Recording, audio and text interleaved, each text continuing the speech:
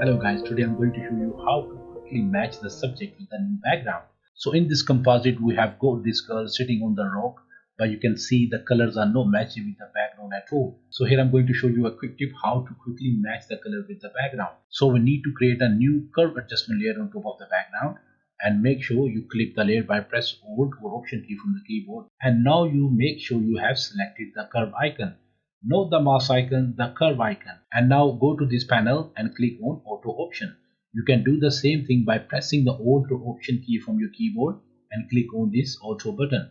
And here you can see Photoshop have 4 different algorithms for the auto curve adjustment. So what we are looking here for is find the dark and the light colors according to our new background. So select this option and click on the shadows. Now you need to select the darkest point of your new background and press OK. And from the highlights, pick the lightest or the highlighted point from your background. Let's pause this one and press OK. Now you can see the color has been nicely matched with the background. Press OK. Save the new target colors as default? No. And now you can see before and after. Before and after. Now you can see the color has been nicely blended. So the only thing we need to do now, just pay attention on the luminance or the brightness of the image.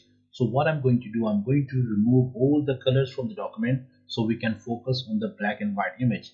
So we remove all the colors so the colors won't distract us. So what I'm going to do, I'm going to create a new black and white layer. And now you can see we have created this black and white layer. Now click on this icon, the curve icon again, and double click on it, and you will see all those adjustments are back again. And now here you can select you see this white line there, that's the line for your luminosity or for your luminance. So simply click and drag the line somewhere here, and that's it. And boom, now remove the black and white layer. Now you see how nicely the colors has been changed according to the new background.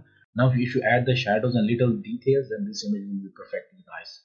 And if you like this video, don't forget to click the like button, and please don't forget to subscribe this channel. I hope to see you in the next video. Bye now.